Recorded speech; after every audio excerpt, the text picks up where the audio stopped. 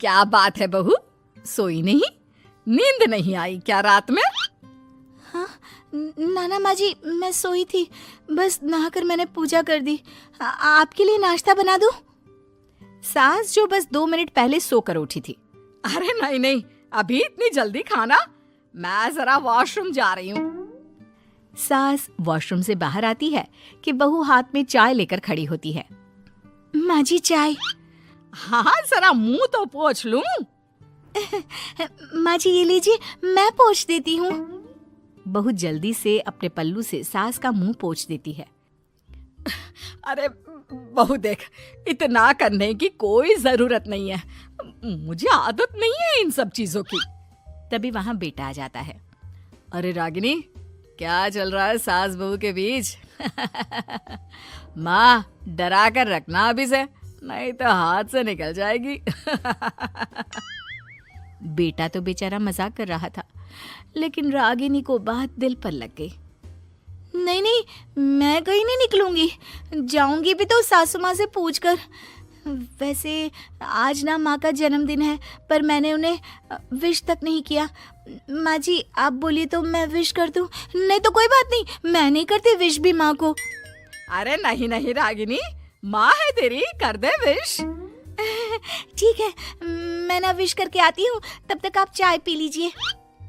सास चाय पीते पीते बेटे से कहती है, ये बहुएं ऐसी तो नहीं होती है।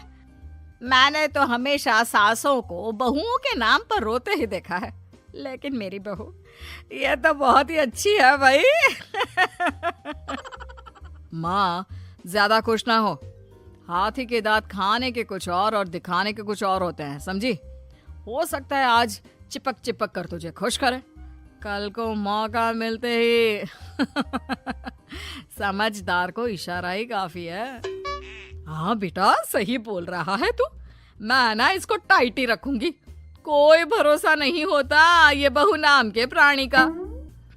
बहू माँ को विश करके खुशी खुशी आती है, सोचती है कि सास के पास बैठूं।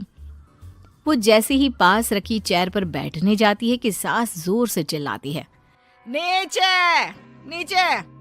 क्या माँ जी?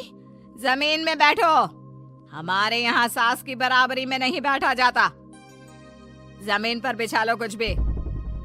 बहू क्या करती, कभी सास को उस पर प्यार भी आता तो वो बेटी की बात को याद कर लेती, और उधर बहू को थोड़ा भी करने का मन करता तो पति की बात याद आती।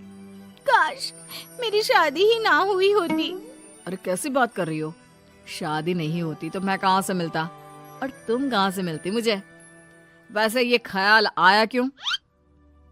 क्या जिंदगी है, ऐसे नौकरों जैसी जी नहीं जा रही है मुझसे। सोच रही हूँ कुछ दिनों के लिए मायके ही चली जाती हूँ। हाँ जाओ, लेकिन माँ से पूछ कर जाना, ठीक है? ना ना, मैं उनसे नहीं पूछूंगी, मना कर दिया तो। वैसे भी मैं अब कुछ दिन आराम करना चाहती हूँ। तभी सास वहां से निकल रही थी, जो अपने बेटे और बहू की बात सुन लेती है। देख रागिनी, माँ को तो तू जानती ही है, कैसी जल्लाद सी है।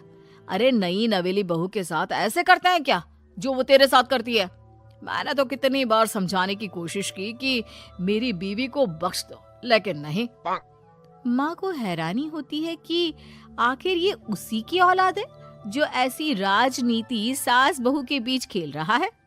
सास वहां से चली जाती है। रागिनी नहीं मानती तो रागिनी का पति सीधा